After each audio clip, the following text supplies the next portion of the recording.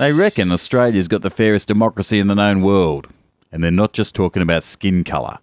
But still, the results sometimes seem to defy logic.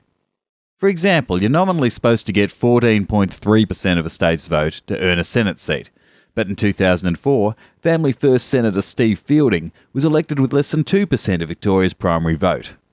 Could something be wrong with Australia's great democracy? Not if you ask me.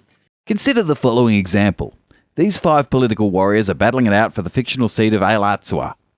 Let's assume that Ailatsuans are a lazy lot who just follow the how to vote cards of their least hated candidate. And imagine that these cards are preferenced as follows. Looks like the Greenie has stitched up some pretty good preference deals there. Well, if it's good enough for Steve Fielding, it's good enough for me. You keep me out of it. I'm not even in this hypothetical example. Get away from me. Go bother God or someone. And remember, voters, global warming will kill us all. But when election day comes around, the votes pan out like this. Bad luck, Greenie. You're the first candidate eliminated. You're all doomed. I'll go have a wash. And I don't mean with your boyfriend. The stinky Greenies' votes get passed on to Mr. Rude, who hits the lead on 29%. Get a dog up ya! Yes, well, this means Brian Brown gets eliminated next, despite his broad appeal to ladies of a certain age. That's a little twisted. His preferences go to Mr. Rudd, meaning the next candidate eliminated is Mr. Howard. I will continue to serve as Prime Minister for as long as my party needs me. But his adversity to foul language has meant he's preferenced Mr. Rudd before Mr. Rude, and the Labor leader wins. This is a great result for Australia, and in particular for me. So he may not have won, but the stinking Greenie ended up happy. Suffer in your jocks, Howard. But now let's rewind to those how to vote cards again. What would have happened if Senator Rude had told a particularly offensive joke just a few weeks out from the election? Yeah, there were these 3 bungs and a lezo. Afraid of losing the politically correct vote, the stinky Greenie changes his how to vote card at the last minute. Ah, well, with a name like that Brian Brown can't be all bad. Anyway, it's not like it will affect the election result. Well, why don't we check?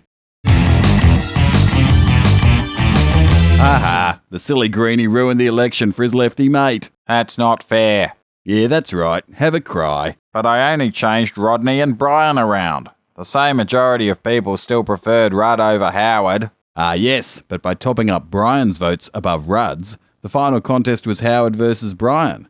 Howard versus Rudd didn't come into it. That's disgraceful. We should change our voting system at once to make it fairer. Good luck. I guess you haven't heard of Arrow's paradox. Arrow's paradox? What's What the hell's that? Tits! Well, it's a bit complicated, so we'll allow Professor Maths Nerd to explain. Arrow's paradox is a mathematical proof that no voting system for more than 2 candidates can be considered fair. How do you define fair exactly? Good question. It states that no voting system can satisfy all of the following criteria. 1. Non-dictatorship. No individual should determine the outcome. 2. Pareto efficiency. If every individual prefers one option over another, then so should the final result. 3. Monotonicity. An individual should not be able to hurt an option by ranking it higher. Seems like some pretty reasonable criteria, eh? Yet no voting system can meet them all. Do we really need that non-dictatorship one? So next time you're scratching your head over the election result, don't blame the backroom political string pullers. Blame democracy itself. Or maths. In fact, yes, blame maths. Maths sucks.